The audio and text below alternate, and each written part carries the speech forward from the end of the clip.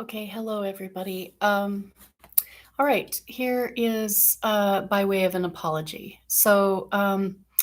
There was a thread on Twitter where I'm not gonna like relitigate or pick it all up again, but for my own part, I have been quite negative on Twitter lately. Regarding progressive independent media, and kind of making demands or asking to be on, um, and it's coming across as negative. And so that is kind of the acknowledgement that I want to make for my own part, and that stems. Um, it stems largely out of a frustration of wanting coverage for whole Washington. And I understand that the way to go about getting more coverage for whole Washington isn't, um, the way to go about that is not to be resentful or ornery or make it about me. I really truly don't understand how a thread. Yeah, it's okay, Sarah. It happens. And then I turned around and made the thread. I guess exacerbated it. And and truly, to Savage Joy, uh, really did neglect, forget to mention that she has some months back PM'd me, given me the courtesy PM to let me know about Roar Media, and just because it's something that I haven't chosen to particularly pursue, um, largely due to my inadequacies of knowing how to do all of that stuff. But that's something that I could fix if I wanted to. And I have not chosen to go, do a regular show on Roar Media because, again, that's been like, well, I could set that up or try to upload my own show onto that program. I just haven't done it. And that's partly because of time constraints and other things that I do, and also because I just know how to do my own little channel here. So, but that's always something that I can reach out and ask for tutelage and help for if I wanted to have a show on Roar Media. And regardless of my failures or inadequacies with that, that was definitely. Very remiss on my own part to not remember um, you know however, when I arrived onto the thread, it had already kind of snowballed into this thing. I was driving the car, so again, and it's not your fault, Sarah, either. I think you and I have both been maybe bouncing off of each other a little bit on this kind of. The problem is that we've been organizing for several years for whole Washington. And again, like, to the point of Savage Joy, she has had people from Washington State, and either specifically to talk about whole Washington. And it sounds like even there's some coverage or some mentions that I have not even been aware of. So I need to get aware of that stuff. But again, I'm not, and now maybe I'm up to date that there has been coverage. I just want to put this all into perspective, though, for myself and for other people. If I went out into the 27th LD, out into, to go let what I should be doing, rather than complaining to people on social media or on Twitter, because the real truth of the matter is, I am very appreciative for the coverage that I have had, for anyone else who's in the Medicare for All movement who has received coverage. I hope that Sarah Hansen, I tried to interview you, Sarah, and my failures on this, like, I didn't record it properly. So you have been interviewed, in fact, and it's sad because I think it was a great few minutes together, and that time is lost, and I have to kind of get my crap together and figure out how to do it, and then you can be interviewed. So if I want to interview crafters or different volunteers, for whole Washington. I certainly do have the capacity to learn how to do that. And if I want a bigger platform than 110 subscribers or whatever it is that I have here on YouTube, then I have been invited by Savage Joy and the other folks of Roar Media to go and utilize that platform. So again, my apologies, and truly my apologies. And then when I added to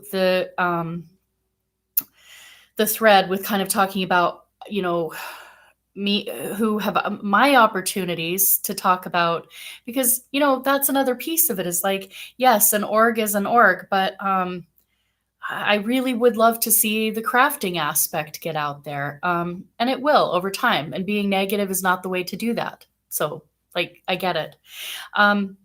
Really, my objective is not to go and be on a bunch of progressive media.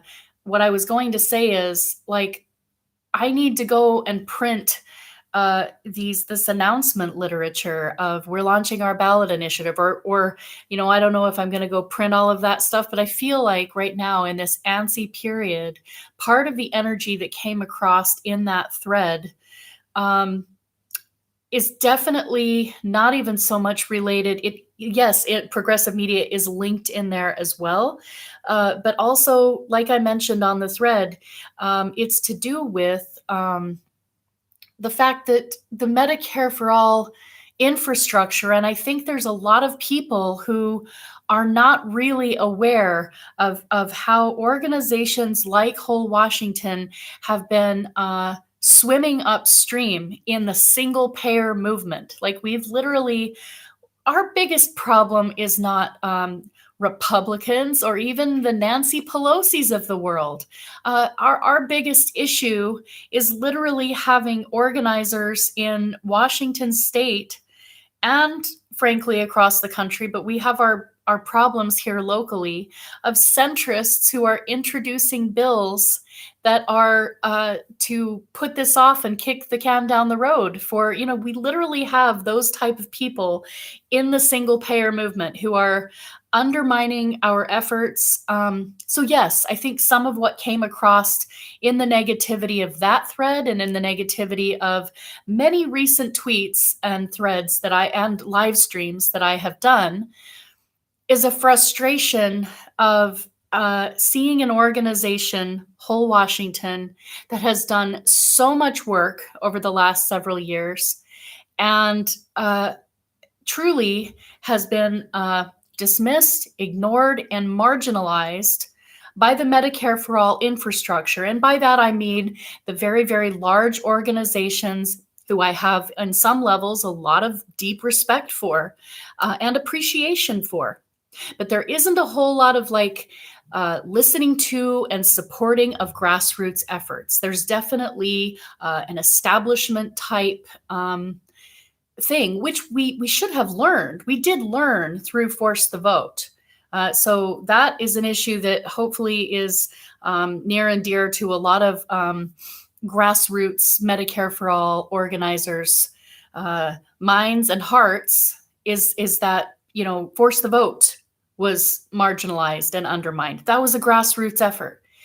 And this is precisely what I'm talking about with Whole Washington and with a grassroots organization like Red Berets, is like, from the top down, from people who make these decisions, like the boards, and they're bigger organizations. It's like, how do they determine, like, are they gonna is National Nurses United or Healthcare for All Now or Physicians for a National Health Plan, just naming some off, or Our Revolution National, they would all have the capacity to endorse or partner with or offer some resources or help to this National March for Medicare for All in Washington, D.C., and now the partner march in LA, and soon to be one here in Washington state. So my frustration comes across like a little bit leaky, because it's really at the whole kind of strategy that for now a couple of decades, but at least for how long I've been involved, and I know it's been happening for much longer than I've been involved, is kind of like a slow drip or slow leak of negativity towards one payer state organizations. When in actual fact, we have the precedent just to the north of us to show that actually the way that we can pass this is state by state, just like Saskatchewan did. So it's just the point that my frustration post Force the Vote, because I came out very, very strongly for that, just like a lot of other wonderful grassroots activists did. I made very, very strong statements and video on Twitter. I tried to lift up like all of the people and voices and people that were at the forefront leading that movement. And then when we were not say we weren't successful, we weren't listened to, that didn't move forward. Progressives didn't use their leverage for that. My frustration has only continued to sort of escalate and increase, because what I want to see now from the whole kind of movement is some sort of like acknowledgement that we're being blocked. We don't have a pathway to passing national improved Medicare for all right now. Like, the pathway is state by state. That's the pathway. Now, if we want to continue to talk about if there's any other future opportunities when we think we could put enough pressure, that's why I'm working and organizing alongside the March for Medicare for All, and saying, okay, let's do this. Let's keep up the pressure. Because I'm not somebody who's going to just like ditch all the stuff and say, oh, never mind, we're just not even going to try on that point just because we have a veto president, a Biden who said he'd veto it, and a completely corporately owned Congress, almost completely, and then progressives who are too nervous, or they feel there's not enough of them, or whatever the issue is, that they are now not willing to go to Matt for the 99%, the way that Joe Manchin goes to the Matt. This is a quote from Shama Sawant from a recent interview with her. So you see, that's what we all want to see. That's what we all feel that we need to see. We're in dire circumstances. So my frustration is like wanting to see these big organizations like, there's a lot of disillusionment with Our Revolution National right now, and a lot of stuff that's happening, at the different state levels, that local Our Revolution groups are not happy with what Our Revolution National is doing. So quite frankly, some of these organizations, if they wanted to salvage or help steer themselves back on course, something that they could be doing is supporting a really, really gold standard, solid, universal single-payer healthcare effort such as Whole Washington. They could send out a fundraising email. And so I don't know what the pathway is. I guess, so we've been putting, I guess, a lot of eggs in this basket of asking progressive media, and it seems that it is the wrong path. Number one, when the time is right and when people want to have more, when there's maybe more of a story to tell, or if maybe it's never, and there has been some coverage. So like I acknowledged at the beginning of the show, there has been some coverage, and I want to say thank you for the coverage that's been given. And I also want to say nobody owes us coverage. I would like to think that people would see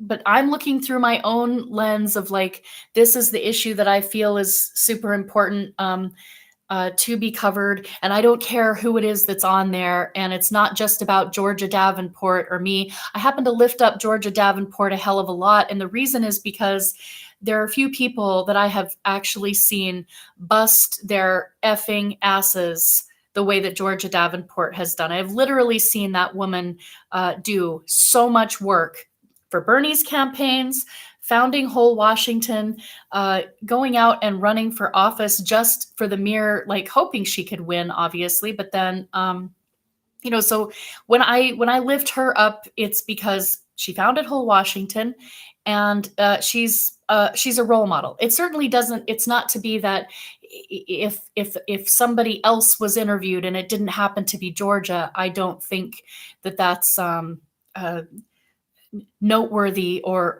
worthwhile or anything. But yes, she is a force to be reckoned with. So I am always lifting up Georgia. Please, if you have an opportunity to interview somebody, put it Georgia first. I always do that.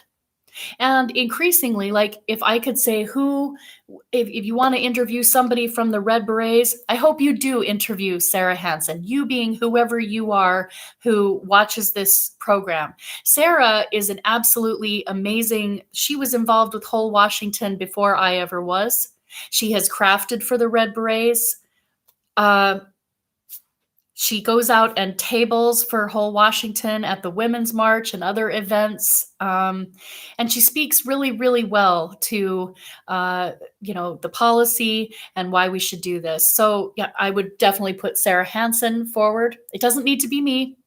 I would also love to see, Lisa Serafini. Actually, I keep saying her. I think I'm Theobald. I think she goes by Theobald. And she was recently on a podcast that is available. She did a 2-part thing, and I haven't listened to part number 2. She is amazing and has been, with the grassroots Red Berets.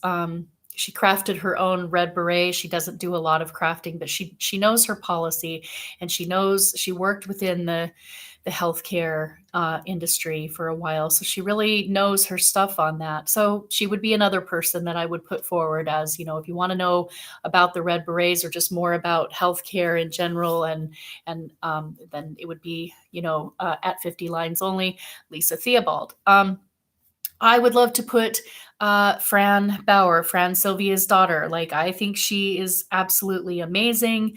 She just sits and she taught herself how to crochet.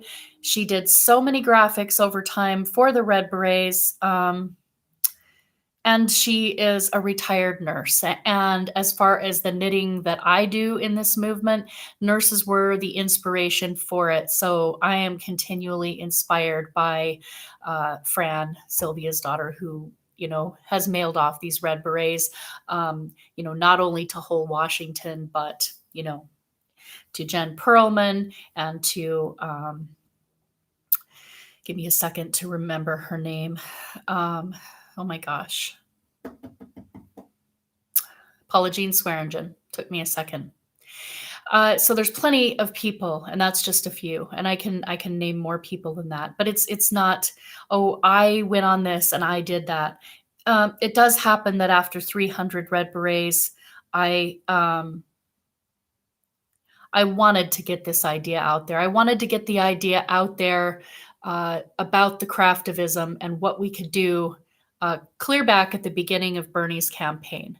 So yes, there is a certain amount of pent-up sadness, disappointment, what maybe could have been if a few more people that did have a platform would have recognized that this was not just sitting around knitting some hats, that there's true potential in it. And there is true potential in it because we're knitting these to try, and crocheting them to try to fund a ballot initiative.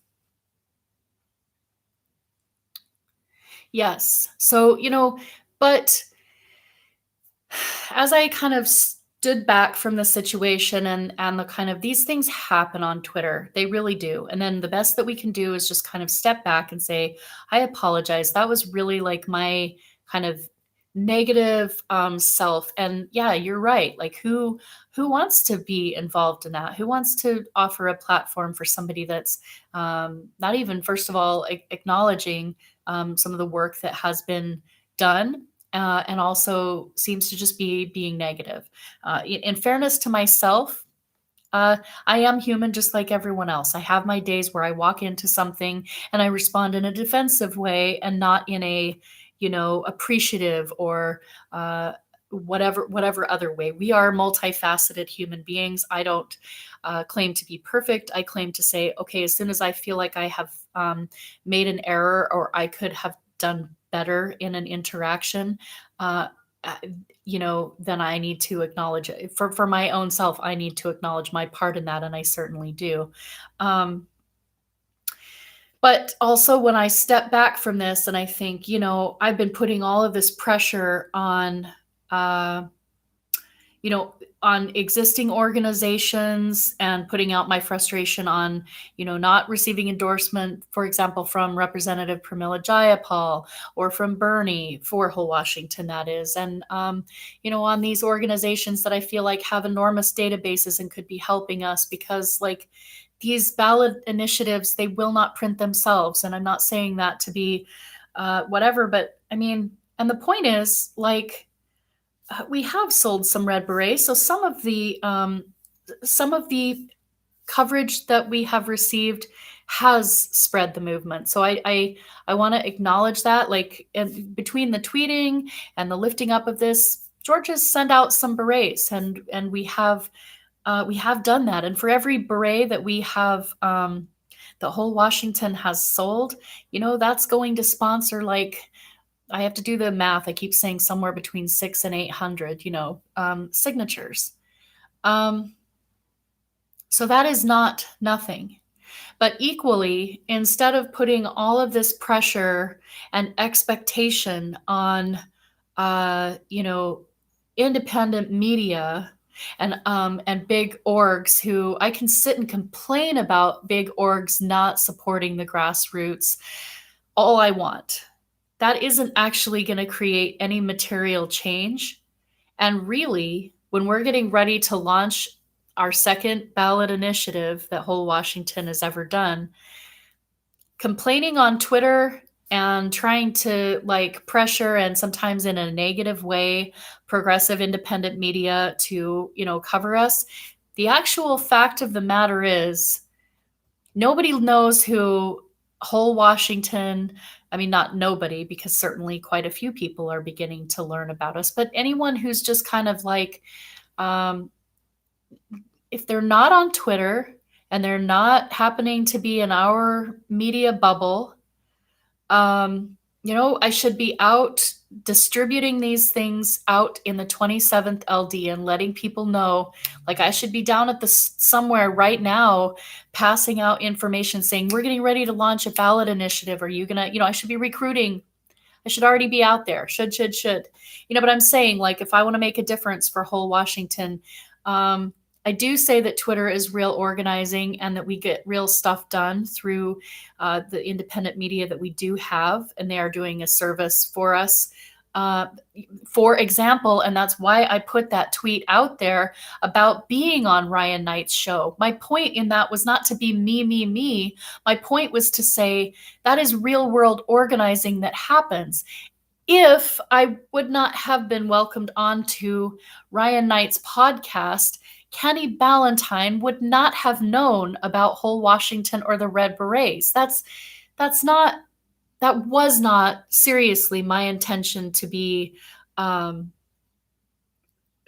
making a competition or something like that. Like, it was to simply say material change does take place on social media. So as much as I'm going to turn around and say, well, we need to be out in the real world, and we do, I also then want to turn around and say, well, the reason that we make these efforts on social media is because real connections and real things do happen. It is the true fact of the matter, because I got invited there, that a documentary filmmaker heard about the efforts of Whole Washington and some people that were crafting red berets, and so that was a statement of gratitude to Ryan Knight, because, and I don't feel that was misplaced. I just feel that it was negligent and forgetful and hurtful of me to not remember the piece about having been informed about, you could go on Roar Media. There's a suggestion. And again, so then all I can do is turn around and say, yeah, that sucks. That sucks. And I've allowed myself to get so much into this like negativity, just because uh, because we've been operating largely within a top down kind of approach towards Medicare for all. And that's kind of what happens when the movement is led by one amazing candidate for president, Senator Bernie Sanders. And that was like all of our, first of all, we wouldn't know about all of this. Everyone wouldn't, whole Washington wouldn't have been established, informed without. So I'm not making that wrong. I'm saying at this point in time, my frustration has just been because I want to see our movement continue to evolve, to understand that we kind of have to flip this on its head just a little bit, where we started out with having a legitimate chance at getting, but we still would have needed to do a hell of a lot of not only social media and YouTube and whatever our other social media platforms are, but actually getting out and doing a lot of in-person. They both have to happen. That's the true matter of the fact. So what happens is, if I'm not doing enough real world organizing and going, like if I need to sell some berets and tell people, hey, you can contribute to whole Washington by getting a red beret. Well, I could be out telling my neighbors that, and going out and handing out getting some business cards made up and handing those out. And that would probably have a lot more profound effect on how much I'm able to fundraise for whole Washington than kind of telling the same people on these social media platforms who, quite frankly, we're all trying to raise money for lots of different issues and lots of different candidates, and they're all worthwhile. And there's lots of things for our little, and I don't mean to say little, but you know what I mean, limited, because there's not a lot of people out in the real world who are even aware of who we are and what we're doing. And that's one of the things that definitely needs to change. And I don't know how we do that, but we do need to get out through doing, actions like going down to Representative Kilmer's office. But that stuff takes a heck of a lot of like energy and time. And then you put a lot of effort into organizing. And sometimes it's just hard to show up. It's hard to get the energy to show up. It's not, oh, I'm perfect, like I do that no. I'm saying to myself, wow, there's stuff that I think that I should be doing to grow the movement and grow who actually is going to be able to create material change. There's certainly some great things that can come out of going on to progressive media and getting our message out there and letting the progressive movement know what's happening in Washington state. There is a lot of good that can come out of that. But there's also the fact that, well, I'm not sure that it's very effective for me to be, putting a lot of pressure and expecting that to be the thing that does it. Because really, I need to be out telling people, here's what we're getting ready to do. Would you like to help us? Those people out at Walmart who are going in and out of the Walmart right now who need healthcare, people down all around in Hilltop in my neighborhood who need healthcare, they are not watching any of this independent media. They don't know about it, unfortunately, and they need to know about it. But that's another issue. Like, not enough people know about it. And how are we increasing that stuff? So me just sitting on Twitter complaining that, I don't think whole Washington has received enough coverage. I wish, this and this and this. I could go out and give it the coverage that it needs, which is to get out and talk to people face to face. So I hope all that stuff is coming across as an acknowledgement of where my strategy is imperfect. I am certainly willing to talk about how I've been placing a lot of expectation on people that I perceive as having a platform. And instead of saying, well, what can I do to get out to grow whole Washington and increase our chances of success? Well, some of the things I do is I tell some of my clients, if I feel like there's an opening, if they give me an opening, and I talk to local businesses. So there is some of that I am beginning to do. But I think some of the frustration is literally like this angstiness of we're getting ready to launch into something very full on, very serious. 400,000 signatures is a shitload of signatures. And I know that there's going to be, whatever media from Washington State and whatnot that does cover us is likely going to frame it as that there is not a path to success. I mean, we're liable to get some negative coverage, like there isn't a real path to success. And so my big push has kind of been to think like if we could get a substantial part of the progressive single payer Medicare for all movement to kind of say, okay, and it's not only Washington State, but here's a few states who are working on it, who are the closest right now. And maybe if we shift some energy towards really helping them, they can open the floodgates here, and then we flush into a couple more states and we start helping them. And simultaneously, we continue to pressure and organize these marches for Medicare for All and do everything that we are able to do for that. Okay, so I think I have covered everything that I wanted to say. Negativity doesn't help. I do think that our movement has been through a heck of a lot. And in terms of Red Berets and whole Washington not really being included in the Medicare for All infrastructure, like the plan, the national plan. It is a source of a long-standing source of frustration and irritation for me, and that is no one single person's fault. It's simply that I see that the strategy that we have right now is no strategy. So I would like there to be a strategy.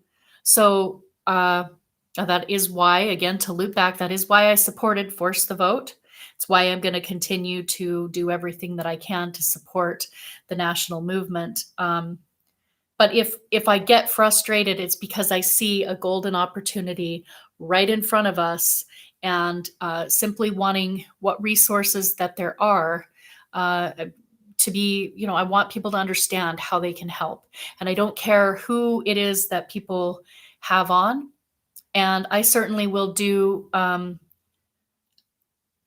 I will endeavor to do a better job to catch. And I hope that as people see this coverage, you tag me if there's something that I have missed.